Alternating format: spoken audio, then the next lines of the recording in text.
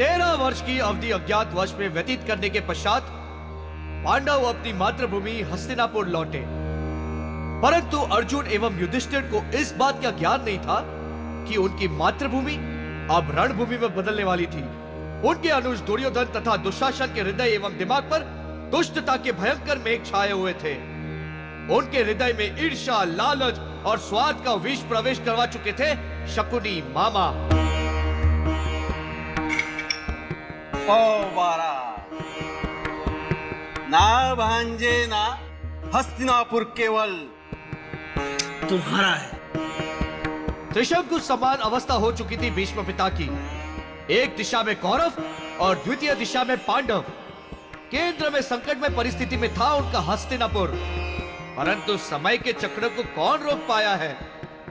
पुत्र दुर्योधन, हस्तिनापुर की सुरक्षा एवं सुख समृद्धि का उत्तरदायित्व मेरे इन बूढ़े कंधों पर है। इन्हें मलिन देह के बोझ तले ना दबाओ। पांडवों ने वचन के अनुसार 13 वर्ष अज्ञातवास में व्यतीत किए हैं।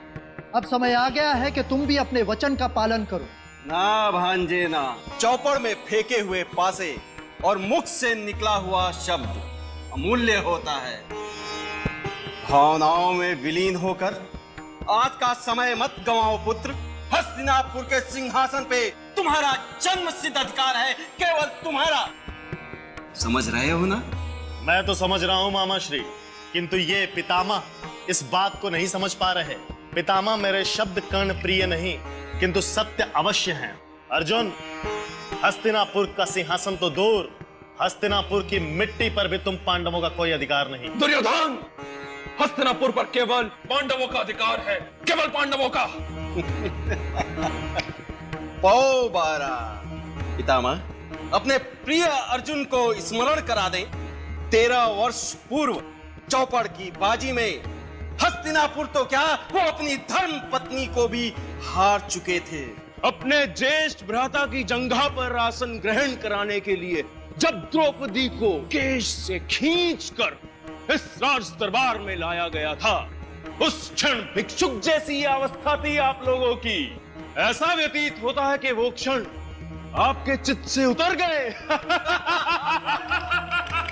दुर्योधन, तुम तो ऐसे कठोर हृदय के ना थे। यह अवश्य किसी मलिन विचारधारा वाले व्यक्ति की संगत का असर है। तुम दोनों मेरे अनुज हो, प्रिय हो मेरे। आपस में बैर करना उचित ना होगा। मैं हाथ जोड़कर यह विनती करता हूं कि हस्तिनापुर के 5 गांव हमें सुपुर्द कर दो। आप हमारे ज्येष्ठ भ्राता हैं, इसलिए मैं आपसे अनुरोध करता हूं कि अगले 5 क्षणों में अपने पांव को बाहर की दिशा में ले जाइए, अन्यथा पांडवों के मृत्यु के उपरांत 5 अर्थी भी प्राप्त ना होगी आपको। दुर्योधन!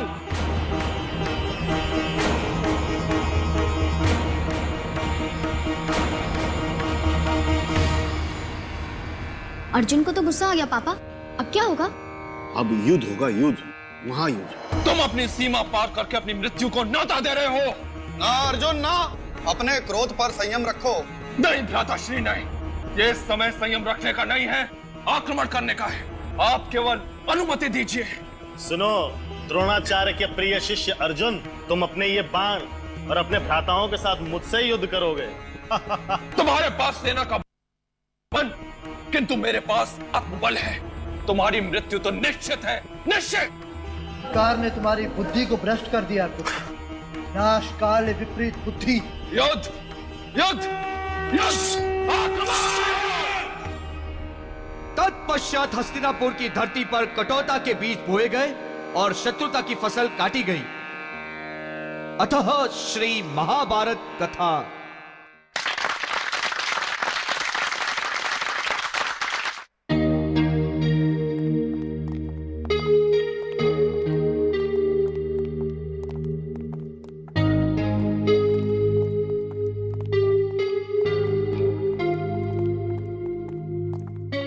पापा,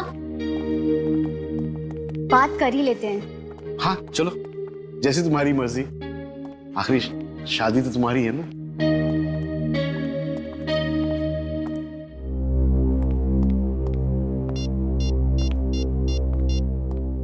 हेलो जी, नमस्ते सेठ जी, मुड्डू बोल रहा हूँ। सॉरी मैं आपका फोन उठा नहीं पाया, मेरा शो चल रहा था। हाँ हाँ सेठ जी, हम क्यों नहीं आएंगे। अरे सेठ जी, आपसे 1 लाख रुपए एडवांस ले चुके हैं, शो में क्यों नहीं पहुंचेंगे। समय अनुसार हम सब लोग सीरकपुर पहुंच जाएंगे। बस आपसे एक विनती है सेठ जी, आप मेरे कलाकारों के लिए वहां पर खाने पीने और रहने की व्यवस्था अच्छे ढंग से कर दीजिएगा। ओके सेठ जी। जी जी, नमस्ते नमस्कार।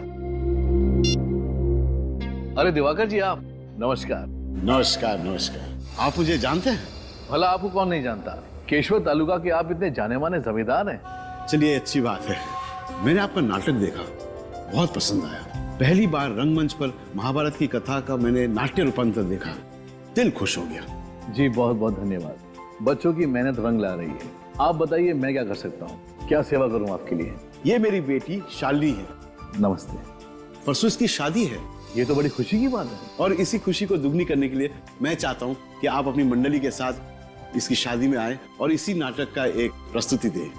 शादी में महाभारत? क्यों, कोई समस्या है? नहीं नहीं दिवाकर जी, समस्या की कोई बात नहीं। दिवाकर जी, हम लोग तो कलाकार हैं, लोग हमें जहाँ बुलाते हैं हम चले जाते हैं। दरअसल शादियों में संगीत संध्या या डीजे इस तरह के प्रोग्राम होते हैं। तो महाभारत सुनकर मैं थोड़ा सा आश्चर्य हो गया। भाई, मैं जमीन से जुड़ा जमींदार हूँ, संस्कृति से मुझे बहुत लगाव है। खैर, पैसों की बात कर ले। जी, ट्रैवलिंग वगैरह के साथ हम 2 लाख रुपए चार्ज करते हैं, बाकी आपको जैसा देना है आप सोच लीजिए। चलिए ठीक है, 2 लाख में तय हुआ। मैं शाम को आपके गेस्ट हाउस में 25,000 पेशगी के तौर पे भेज दूंगा। चलता हूँ। धन्यवाद। चलो बेटी। हाँ संजीव, अरे यार कमाल हो गया। अभी यहाँ के बहुत बड़े जमींदार दिवाकर जी मुझसे मिलने आए थे। अरे हमें एक और शो मिल गया है, मुबारक हो। और सब लोग ठीक ठाक है ना वहां पर?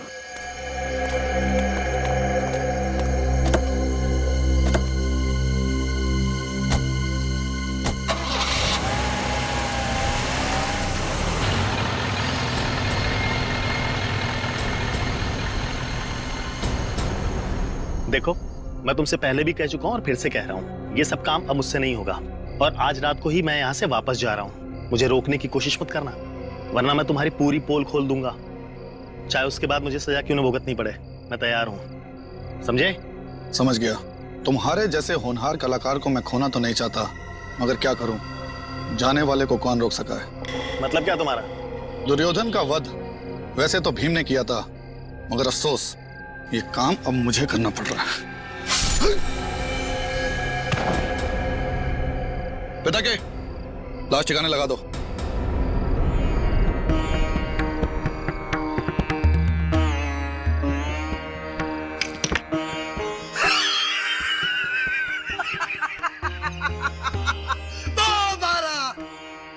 भांजे मेरे पास है, मुझे बता रहे हैं कि पांडवों की समक्ष धन संपत्ति पर अब तुम्हारा वर्चस्व होगा।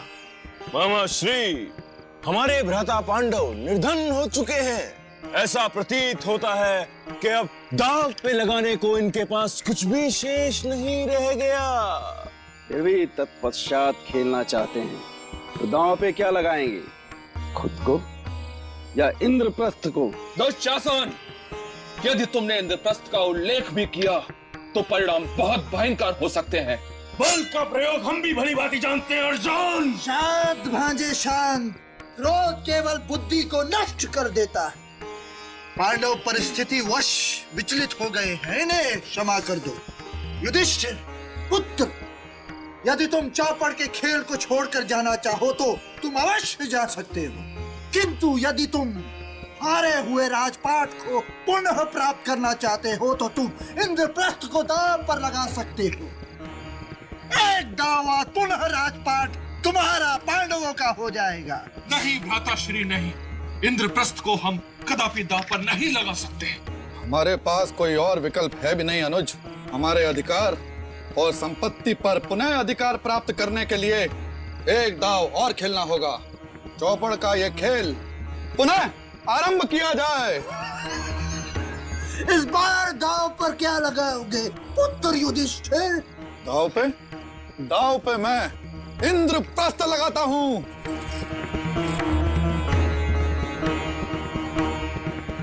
उफ, ये गहनों का वजन कितना ज्यादा है। सारी रस्में पूरी होने तक इनका वजन कैसे झेलूंगी? दीदी, शादी करनी है, वजन तो झेलना पड़ेगा ना। जब आपकी शादी हो जाएगी ना, ये सारे गहने ना मुझे दे देना। अच्छा, मैं इनके वजन झेलने के लिए तैयार हूँ।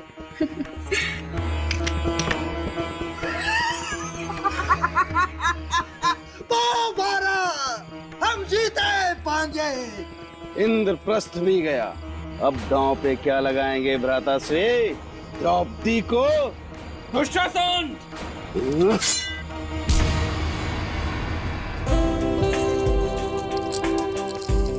तुम्हारा फोन रिंग हो रहा है। हेलो केटरर, हाँ तुम वही रुको, मैं अभी आती हूँ। दीदी कमरे से बाहर मत निकलना, मैं अभी आती हूँ। ठीक है, मगर जल्दी आना। हाँ हाँ हाँ। हेलो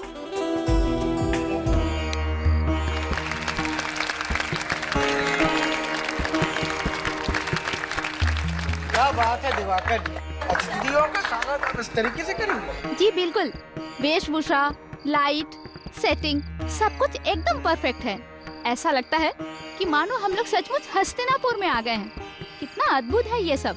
हाँ, कि जो भी चीज कम पड़ रही है ना, आप मुझे पहले बता दीजिए, बाद में मुझे कोई प्रॉब्लम नहीं चाहिए। हाँ अच्छा, स्वीट्स और अरे लेकिन वो तो मंगवाया था ना मैंने।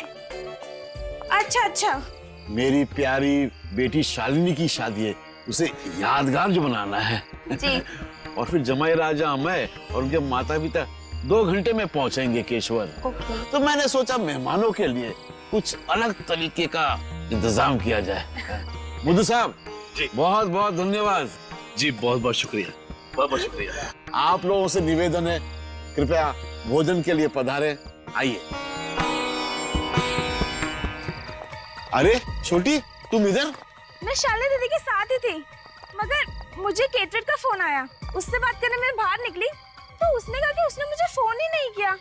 इसका मतलब शालिनी, चलो चलो।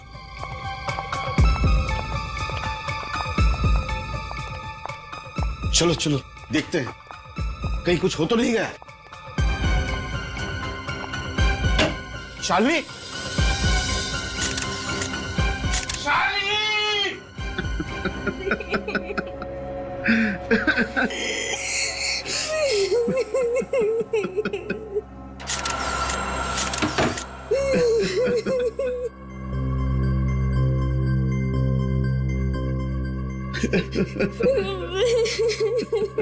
खून की उंगलियों के निशान, इस कांच को उसने कट करके अंदर आया है। वो एक गहना नहीं छोड़ा उसने शालिनी के बदन पर का भी, और ना अलमारी में जितने गहने थे वो भी, सारे के सारे लूट कर गया।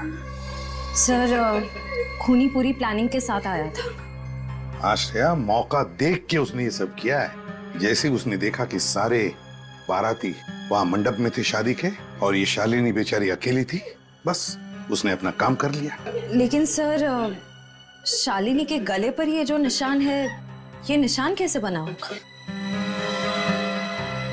ये तो बड़ा अजीब सा निशान।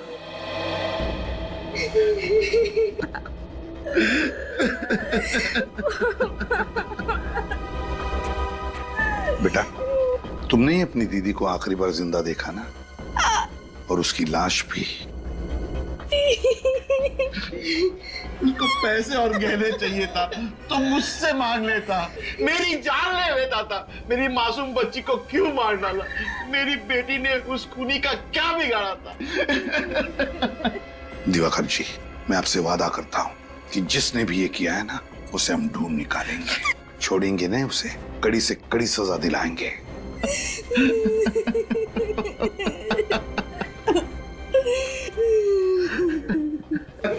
निशान उठाओ। लेकिन सर, एक बात समझ में नहीं आ रही है। क्या? ना कोई हाथापाई हुई, ना किसी हथियार का इस्तेमाल किया गया, फिर शालिनी के गले पर ये निशान कैसे बना? ये निशान कैसा, ये साळुंके ये बताएगा, और साळुंके ये भी बताएगा कि शालिनी की मौत हुई कैसे। इसकी शादी की सारी वीडियो फुटेज देखते हैं, सारी की सारी वीडियो फुटेज। दिवाकर जी ने इतनी कड़ी सिक्योरिटी का बंदोबस्त किया था, उनकी सुरक्षा की जिम्मेवारी आप लोगों की थी, फिर भी इतनी बड़ी लापरवाही होगी। उनकी बेटी का खून हो गया, लाखों के गहने चोरी हो गए, आप लोग कहते हैं आपने किसी बार वाले को अंदर आते जाते नहीं देखा। क्या कर रहे थे आप? हमारा विश्वास कीजिए सर, हम तो कड़ी निगरानी रख रहे थे। शालिनी मैडम के कमरे में इतने सारे गहने थे कि उन्हें कोई बाहर ले जाए और हमारी नजरों से बच जाए, ये हो ही नहीं सकता। बाहर वाला नहीं, इसका मतलब ये हुआ कि ये काम किसी अंदर वाले का ही है। क्या आप हम पर शक कर रहे हैं? देखिए, हम बहुत अमीर और इज्जतदार लोगों में से हैं। हमारे पास पैसों की कोई कमी नहीं है। सर, हम तो शालिनी जी को ठीक तरह से जानते भी नहीं थे। हम तो यहाँ सिर्फ नाटक करने आए थे। हाँ सर, जब शालिनी जी का खून हुआ तब नाटक चल रहा था और हम सब लोग वहीं थे। हमें एक एक करके इन सबकी तलाशी लेनी होगी। लेनी ही पड़ेगी तलाशी। चलो हटो। एक एक करके अपनी तलाशी दीजिए।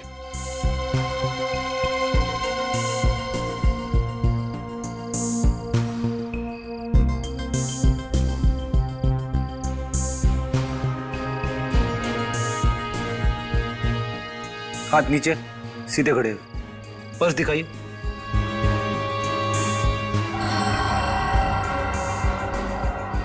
अपना पर्स दिखाइए।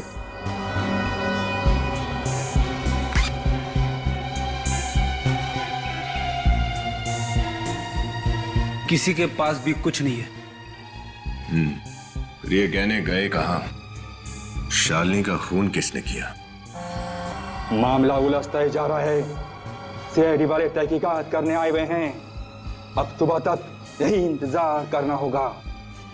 खतरा है, लेकिन कोई ना कोई रास्ता तो होगा।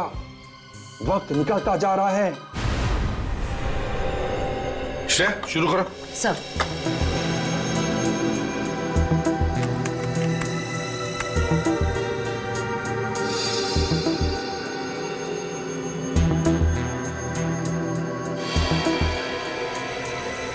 बहुत धूमधाम से की है शादी दिवाकर ने अपनी बेटी की। मेहमान भी बहुत आए हैं। लेकिन सर, इतनी सारी भीड़ में उस खूनी को कैसे ढूंढेंगे? खूनी को हम जरूर ढूंढ निकालेंगे विनीत, जरूर ढूंढ निकालेंगे उसे। श्रेया, एक मिनट जरा पॉज करो। ये जो आदमी पीछे खड़ा है, चुप कर क्यों खड़ा है? ये लगता है किसी पे नजर रख रहा है। मगर किस पर? कौन हो सकता है ये? है कौन ये कलाकार? सर, जब हम सभी कलाकारों से पूछताछ कर रहे थे तब ये वहां पे नहीं था। वहां पे नहीं था ये? नहीं सर। श्रेया, काम करो, इन दोनों लोगों के वीडियो में से फोटो बना लो। जरूर इन दोनों का कोई ना कोई कनेक्शन है चोरी और खून में। लेकिन जिसने भी ये गहने चुराए हैं, लेकर कहां गया होगा वो गहनों को? शादी में इतनी टाइट सिक्योरिटी थी, उसे तो पता ही होगा सिक्योरिटी के बारे में। सर, कहीं सख्त पहरे की वजह से उसने वो गहने वहीं कहीं तो नहीं छिपा दिए जहां पर ये शादी हो रही थी? ये बात तो है सर। अगर वो गहने चुरा कर भागने की कोशिश करता तो पकड़ा जाता। लेकिन सर, हमने उस जगह का चप्पा चप्पा छान मारा था। गहने तो कहीं नहीं मिले थे और हमारा कांस्टेबल भी तो है वहां पर। एग्जैक्टली, हमारा कांस्टेबल भी तो था उधर। तो फिर कहां छुपा के रखे होंगे? मुझे नहीं लगता उसने शादी के मंडप में वो गहने छुपा के रखे हैं। मुझे तो लगता है उसने गहने घर के बाहर छुपाए हैं, जमीन के नीचे। आसान के बोल। पता चल गया कैसे मौत हुई लड़की की? देखिए मद्दू साहब, हम सब यहाँ केवल अपने शौक के लिए काम नहीं करते, अपना पेट पालने के लिए भी काम करते हैं। अगर आपने हमें हमारे पैसे नहीं दिए ना, तो हम सीरकपुर जाकर शो नहीं कर पाएंगे। अरे मेरे भाई केतन, तुम इतना गुस्सा क्यों हो रहे हो? और अगर तुम सीरकपुर नहीं आए तो फिर युधिष्ठिर का किरदार कौन करेगा? आप निभा लीजिए ना सर। युधिष्ठिर, भीम, अर्जुन, नकुल, सहदेव, सब आप निभा लीजिए सर। ये तुम क्या कह रहे हो? देखिए सर, बिन आहार कलाकार बेकार, हमसे नहीं हो पाएगा सर। हमें हमारे पैसे दे दीजिए। क्यों? हाँ, तुम सभी अच्छी तरह से जानते हो कि अभी हाल ही में दिवाकर जी की बेटी की मौत हुई है, और ऐसे हालातों में मैं उनसे पैसे कैसे मांग सकता हूँ? कैसे मांग सकता हूँ मतलब? हमें क्या पता कैसे मांगे सर। सर देखिए, हम मुफ्त में काम नहीं कर पाएंगे। हम भी नहीं करेंगे। अगर ऐसे ही चलता रहा ना सर, तो ये मंडली यही टूट जाएगी। मैं भी छोड़ के चला जाऊंगा। हम सब छोड़ देंगे। हम भी छोड़ देंगे। कमाल करते हैं आप लोग। ऐसे कैसे मंडली छोड़ने की धमकी दे रहे हैं आप, जबकि आप सब ने मुझसे 25 शो करने का वादा किया था। 25 शो करने का। संजीव, समझाओ यार। आपने भी तो इस नाटक के खत्म होने के बाद में हमें पूरे पैसे देने का वादा किया था ना मुद्दू साहब। जिया, केतन, मुद्दू साहब पे क्यों इतना दबाव डाल रहे हो तुम लोग? पैसे चाहिए ना आप लोगों को? हाँ। सीरतपुर के शो के बाद मिल जाएंगे पैसे, तब तक मंडली छोड़ने की बात कोई नहीं करेगा, समझे? सर देखिए, आप सीनियर हैं, आप जो बोलेंगे मानेंगे। लेकिन सर सीरकपुर के शो के बाद हमें हमारे पैसे दे दीजिएगा। ठीक है, अब जाइए और जाके सो जाइए, सुबह निकलना है सीरकपुर के लिए। जी सर। चलिए।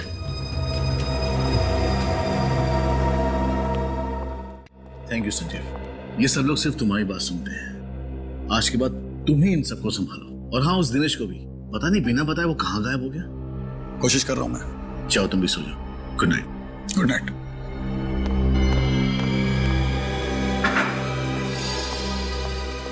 रोहन, कहाँ जा रहे हो? कहीं नहीं सर, बस वो एक बहुत जरूरी काम मुझे याद आ गया था, उसे खत्म करके आता हूँ। सब ठीक तो है ना?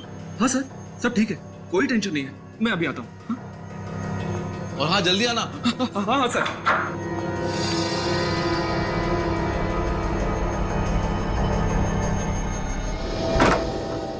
सोलंकी, क्या पता चला इसकी मौत के बारे में?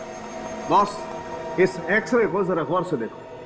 ये शालिनी के गले का एक्सरे है। सोलंकी, यार यहाँ पर क्या है? ये कुछ तो है इधर। एग्जैक्टली। इसके गले पर चोट लगी जिसकी वजह से इसके गले के आसपास की मांसपेशियां फट गई। सर, सिर्फ गला घुटने की वजह से किसी इंसान की ऐसी हालत हो सकती है? नहीं, सिर्फ गला घोटने की वजह से नहीं, ये कुछ और ही चक्कर है ना? बिल्कुल बॉस।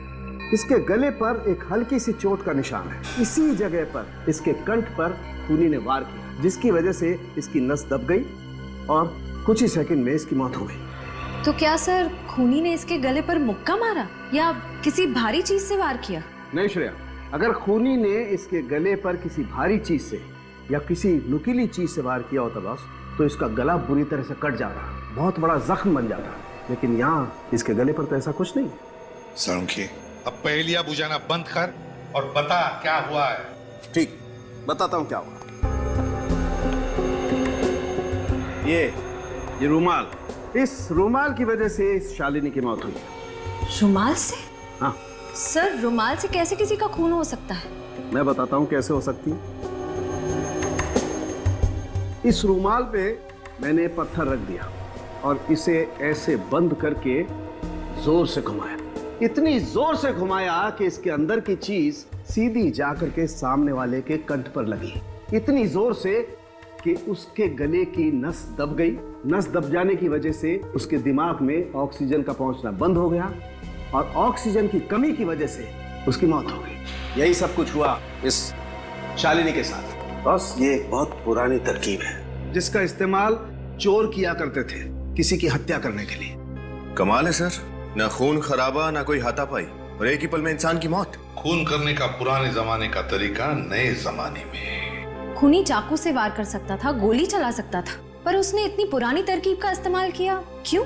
कोई तो वजह जरूर है श्रेया, कोई तो वजह जरूर है। सोलंकी, उन उंगलियों के निशानों के बारे में क्या पता चला जिन पर खून लगा हुआ था? एक मिनट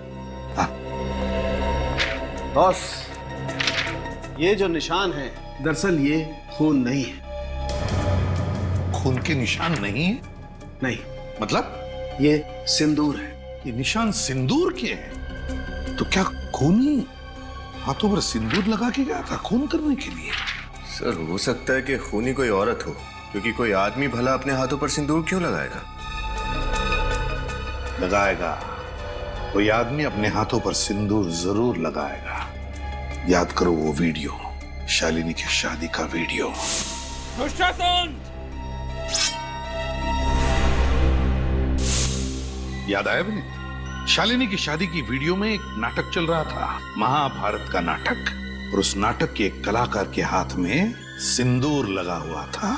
सिंदूर, तो कहीं ये खून उस सिंदूर वाले कलाकार ने तो नहीं किया? ढूंढना पड़ेगा इस सिंदूर वाले कलाकार को।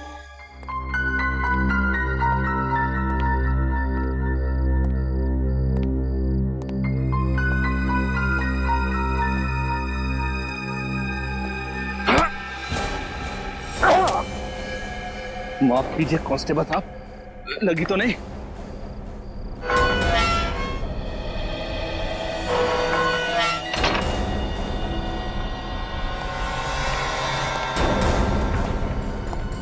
सीआईडी के यहां पहुंचने से पहले मुझे अपना काम खत्म करके जल्दी यहां से निकलना होगा। ये रहा।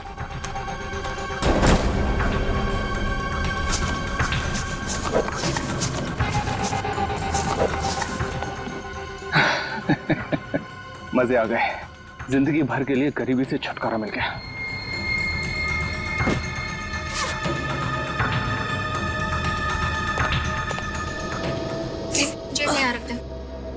भाई अलीना, हाँ? सब तैयार है?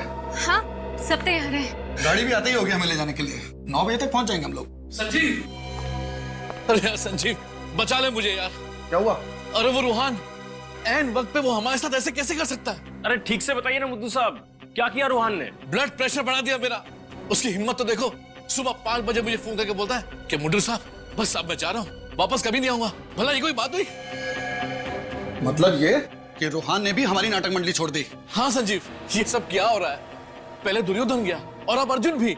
सीरकपुर में हम अपना नाटक कैसे करेंगे? सुनो, वो तुम्हारा कलाकार कहाँ है जिसके हाथ में सिंदूर लगा हुआ था और वो अर्जुन का किरदार निभाता था? बुलाओ उसे। वो तो रूहान है। हाँ रूहान, बुलाओ उसे। कैसे बुलाएं उसे सर? हम उसे नहीं बुला सकते। नहीं बुला सकते क्या मतलब? लाइए उसे। सर, क्योंकि वो नाटक मंडली छोड़कर जा चुका है। क्या कहा? तुम्हारा ग्रुप छोड़कर चला गया? वो चला नहीं गया है, भाग गया है वो, समझे? भाग गया। सर, लगता है इस रूहान ने ही शालिनी का खून किया है और उसके गहने भी चुराए। रूहान का कमरा कहाँ है? आइए सर, ये कमरा है रोहन का। अच्छा, ये रोहन का कमरा है? जी सर। उसका कोई रूम पार्टनर था क्या? कोई रहता था उसके साथ इस कमरे में? कोई नहीं सर, रोहन यहाँ पर अकेले रहता था। रोहन अकेले ही रहता था? ठीक है, कमरे को अच्छी तरह से छान मारो, एक एक कोना। मिनट, इस बाथरूम चेक करो। Yes sir.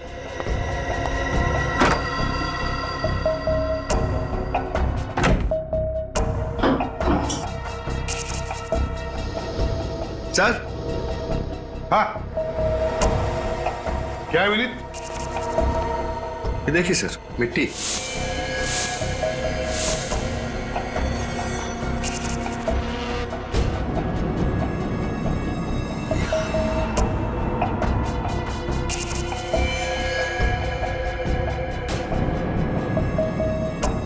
मिट्टी का पानी? ये क्या? ये तो कीचड़ है। बेसिन में तो पानी है ही नहीं। क्या बीच में पानी गया था क्या? जी सर, थोड़ी देर के लिए बंद था। पानी बंद हुआ था, इसका मतलब है रूहान बाहर से आया था, शायद गार्डन में से, हाथ पैर धोने के लिए। गार्डन में से मतलब समझ गए तुम लोग? यस सर, एक बात तो पक्की है, रूहान ने वो गहने वहीं बागीचे में छिपाए हैं। हाँ, बगीचे में, जमीन के नीचे। लेकिन अब तक वो गहने ले नहीं जा सका होगा। हमारा कांस्टेबल जो तैनात है वहां पर,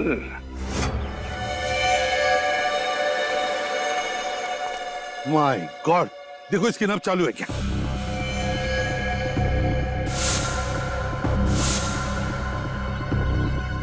जिंदा है सर। एम्बुलेंस बुलाओ जल्दी। जिसका डर था वही हुआ है। गार्डन की तरफ चलो।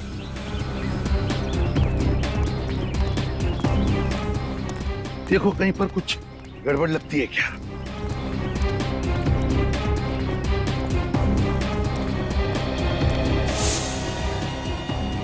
जूतों के निशान?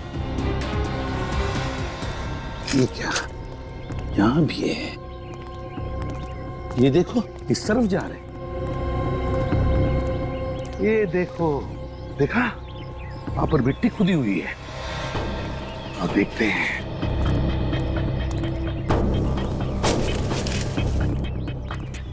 ये देखो, मिट्टी खुदी हुई है।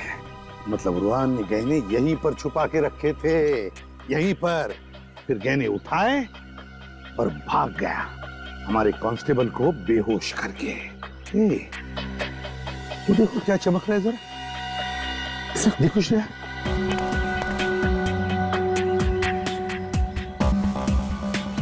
जरी का टुकड़ा? सर, हाँ? इस तरह की जरी तो दुल्हन के कपड़ों में इस्तेमाल की जाती है। दुल्हन के कपड़ों में इस्तेमाल होती है? हाँ सर। तो फिर इस रूहान ने वो गहने दुल्हन के कपड़े में ही लपेट कर रखे थे, यहाँ इस गड्ढे में। तो शालिनी को रूहान ने ही मारा है।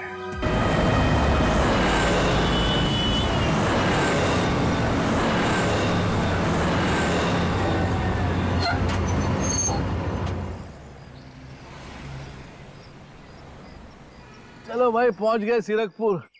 और ये रहा हमारा डाक बंगला। आ जाओ भाई सब लोग।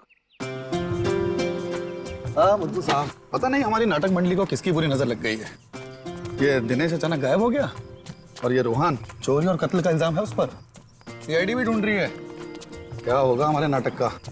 अब किसी ने सपने में भी तो नहीं सोचा था ना कि रूहान एक अपराधी निकलेगा। देखो भाई, केशवर में जो कुछ हुआ उसे भूल के अपने काम पे ध्यान दो। रात गई बात गई। लेकिन हाँ संजीव भाई, आज रात में जो 7 बजे का शो है उसका क्या होगा? तो क्या होगा? लाइट, साउंड और स्टेज की जिम्मेदारी हमारी है और उसे हम अच्छे से निभाएंगे। क्यों? और जगह भी चेक कराएंगे। लेकिन हाँ मुद्दू साहब, बतौर मैनेजर की जिम्मेदारी तो आपको अच्छे से निभाइए। मुद्दू साहब, एक ही कलाकार क्या अर्जुन भी बनेगा और शकुनी भी? नहीं, अपने साथ साथ आप हमारा भी मुंह काला कराएंगे। कम से कम कलाकार का तो इंतजाम करके दीजिए। अरे यार, संजीव कलाकार है, कोई भाजी तरकारी नहीं कि मार्केट गए और पाव किलो और किलो के हिसाब से ले आए। मैं कोशिश कर रहा हूँ ना यार। चल आओ सब आओ। सर, इस किट्टू पाने वाले को कुछ कह देते हैं, शायद इसे कुछ पता हो। जी कहिए साहब, हमारा ही नाम किट्टू है। हम लोग सीआईडी से। सीआईडी? हाँ, सीआईडी। इस फोटो को ध्यान से देखो और बताओ, इस आदमी को देखा है कहीं? इसका नाम रूहान है। इसे आखिरी बार नीले रंग की पैंट और हरे रंग की कमीज में देखा गया था। तो बताओ, क्या तुमने इस आदमी को देखा है? क्या तुम जानते हो इसे? हाँ साहब, इस आदमी को कैसे नहीं पहचानूंगा मैं, जानता हूँ मैं इसे। कहाँ देखा? साहब आज ही देखा है। कितने बजे? आज सुबह ही, यही कोई लगभग 9 बजे आया था साहब। 9 बजे? जी हाँ, 9 बजे। तुम्हें तो पता ही होगा ना, तुम्हारे यहाँ के जमींदार दिवाकर जी की बेटी का खून हुआ। जी हाँ, मुझे मालूम है। तो हमें इस आदमी पर शक है कि उनकी बेटी का खून इसने किया है। इस आदमी ने खून किया है? हाँ। क्या तुमने इसे अकेले ही देखा या फिर इसके साथ कोई और भी था? नहीं साहब, वो तो अकेला ही था। और क्या बता सकते हो इस आदमी के बारे में? हाँ साहब, उसने मुझसे पूछा था कि केशवर बस स्टॉप से सबसे पहली बस कितने बजे निकलेगी। केशवर बस स्टॉप, पहली बस? इतने सारे लोग तुम्हारे यहाँ पर आते होंगे खरीदारी करने के लिए, ये रूहानी तुम्हारे दिमाग में कैसे बैठ गया? याद कैसे नहीं रहेगा साहब, वो आदमी बहुत ही अजीब था। मतलब? देखिए साहब, उसकी वजह से मेरे यहाँ पे चोट भी लगी है। ये चोट कैसी लगी तुम्हें? क्या उसने तुम्हें मारा था? नहीं साहब, मारा तो नहीं था। तो फिर कैसे लगी? जब आखिरी बार आया तब। ये लो साहब। अरे ऐसे क्या चिल्ला रहे हो? हाथ पे लगा है, गर्दन पे नहीं लगा है। अगर गर्दन पे लगता ना तो तुम्हारी मौत भी हो सकती थी। ये तो बहुत ही खतरनाक है। 15 मिनट में बस स्टॉप से पहली बस मिल जाएगी आपको। ठीक 6 बजे निकलती है बस। हाँ हाँ, शुक्रिया शुक्रिया, जा रहा हूँ। और हाँ, शुक्र मनाओ कि जा रहा हूँ, वापस लौट के नहीं आऊंगा, वरना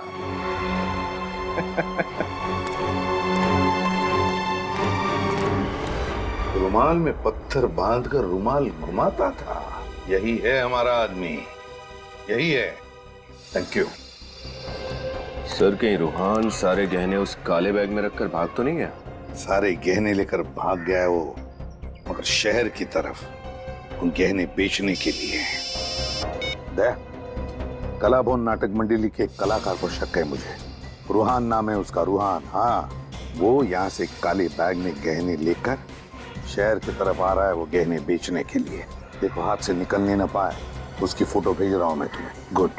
और अभिजीत से कहना इस कलाभवन नाटक मंडली का पूरा इतिहास निकालने के लिए, पूरा इतिहास, सिर्फ रूहान पर नहीं, इस नाटक मंडली के सारे कलाकारों पर शक है मुझे। Okay? Keshwar bus stop, let's go. सुनिए। बोलो भाई। जरा अपनी मुंडी ऊपर करोगे? हम लोग सीआईडी से। इस आदमी को देखिए, क्या इसे आपने देखा है यहाँ बस स्टैंड पे? चेहरा कैसे याद रहेगा साहब, इस काउंटर पर इतने लोग आते हैं, कैसे याद हो सकता है? अच्छा एक बात बताओ, यहाँ से जितनी भी बसें जाती हैं सुबह 9 बजे, क्या वो वापस लौटी हैं? देख के बताता हूँ साहब। लॉन्ग रूट की 4 बसों को छोड़कर सारी बसें आ चुकी हैं। ये जो बस आ रही है, क्या वो भी यहाँ से 9 बजे गई थी? हाँ साहब, ये 9 बजे गई थी, एक राउंड पूरा करके अभी आई है। Thank you.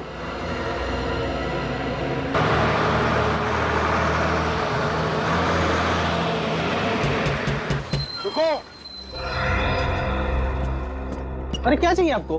कौन है आप लोग? हम लोग सीआईडी से हैं। एक बात बताओ, इस आदमी को जानते हो? जी साहब ये तो वही आदमी है जो उस लड़की के साथ था। लड़की? कौन लड़की? कुछ बता सकते हो उसके बारे में? हाँ साहब उसने लाल रंग की स्कर्ट पहनी हुई थी, व्हाइट शर्ट, बड़ा सा चश्मा लगाया हुआ था, स्कार्फ और पाँव में लंबी एड़ी वाला सैंडल था साहब, जैसे वो शहर की लड़कियां पहनती है ना साहब, वैसा। और क्या बता सकते हो? साहब हम जब यहाँ पर पहुंचे तब तो ये लड़की यहाँ अकेली खड़ी हुई थी, शायद इसी आदमी का इंतजार कर रही थी। बाद में जब बस यहाँ से निकलने लगी तो ये आदमी यहाँ भागता हुआ आया, ये दोनों एक दूसरे को देखकर मुस्कुराए, फिर हमारी बस में चढ़ गए। अच्छा, और उतरे कहाँ? साहब वेलापुर स्टॉप पे उतरे थे 11 बजे। वेलापुर 11 बजे? मतलब ये रूहान वेलापुर गया है। वेलापुर। घड़ी आ चुकी थी संबंधों के प्रलय की। निश्चित करना था दानवीर करण को कि वो किसका समर्थक बने, अपने परम मित्र एवं संरक्षक दुर्योधन का या अपने सौतेले भ्राता पांडवों का।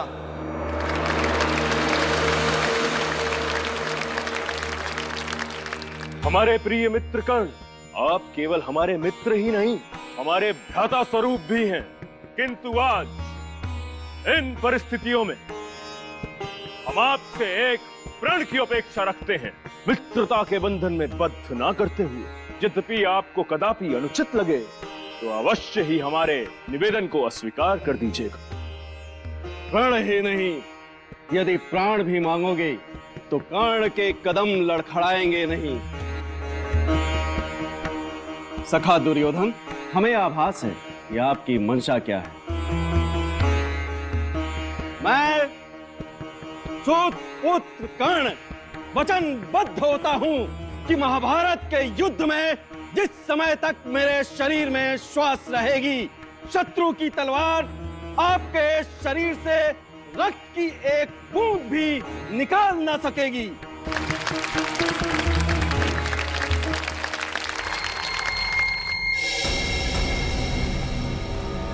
सर, इस गांव वाले ने फोन करके मुझे बताया कि यहाँ पे एक लाश गिरी है। उसके बाद तुरंत मैंने आपको फोन किया सर। ये देखिए सर, यही वो लाश। माय गॉड, पलटाओ इसे।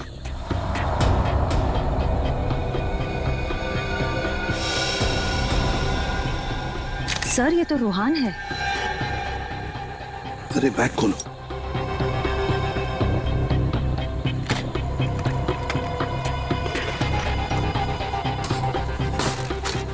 देखो कोई गहने हैं क्या इसके पास, अच्छी तरह से चेक करो।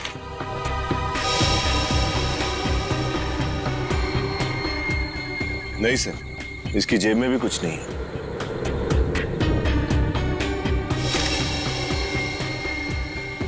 सर ये देखिए, रूहान के गले पर बिल्कुल वैसा ही निशान है जैसा शालिनी के गले पर था।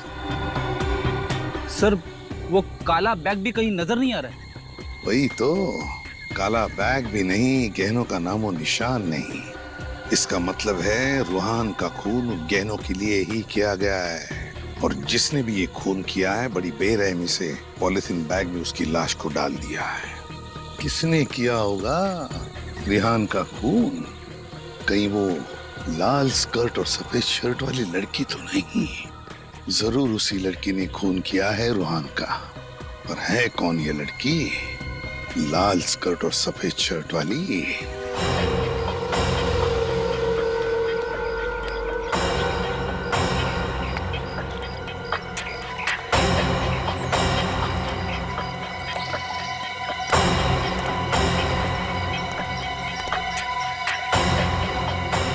सर। हाँ विनोद। सर, रूहान की लाश को फोरेंसिक लैब भिजवा दिया सर। गुड। सर, हाँ, आसपास कहीं पे सुराग या सबूत भी तो नहीं है। अब कैसे पता चलेगा कि रूहान का खून किसने किया है? सुराग और सबूत नहीं मिला तो क्या हुआ फ्रेडी? गवाह तो हैं, लोगों की गिनती भी बढ़ गई है। किसी ने तो देखा होगा रूहान को और उस लड़की को। कौन सी लड़की सर?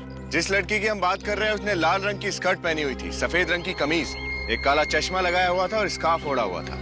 मैंने नहीं देखा साहब। मैंने देखा था साहब। साहब जैसा हुलिया आप बता रहे हैं वैसे हुलिया वाली लड़की को मैंने देखा था। कहाँ देखा था उसे? मेरी चाय की दुकान के सामने एक बस स्टॉप है, वहां पे देखा था साहब।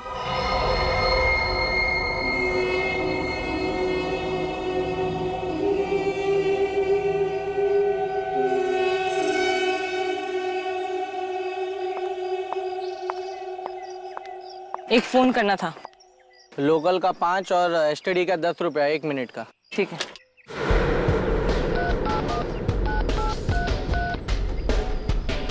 मेम साहब, आपके पास मोबाइल है और आप यहाँ से फोन कर रहे हो? तो अपना काम से काम रखो।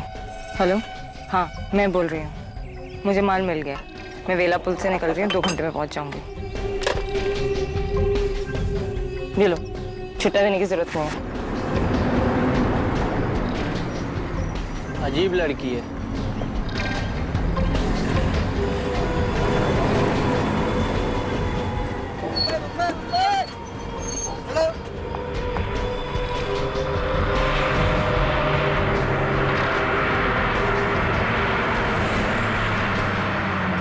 मुंबई जाने वाली बस में बैठी? हाँ साहब, मुंबई जाने वाली बस ही थी।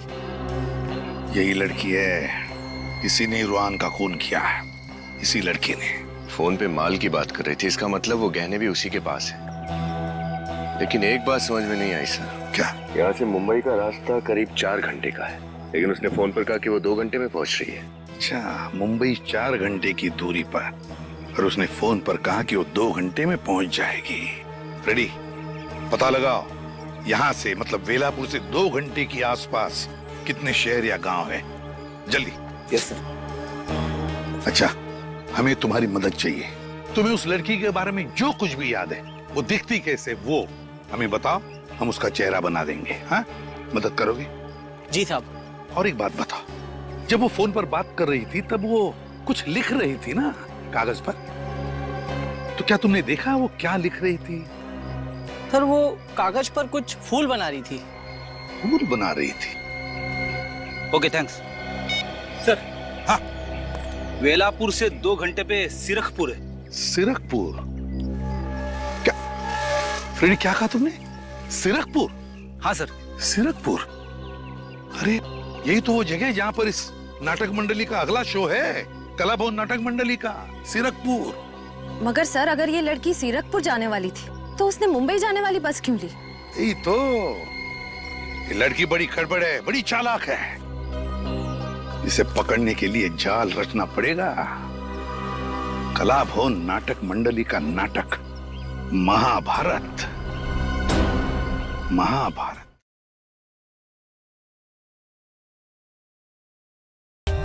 For more updates, subscribe to our channel, click the show links and enjoy watching the videos.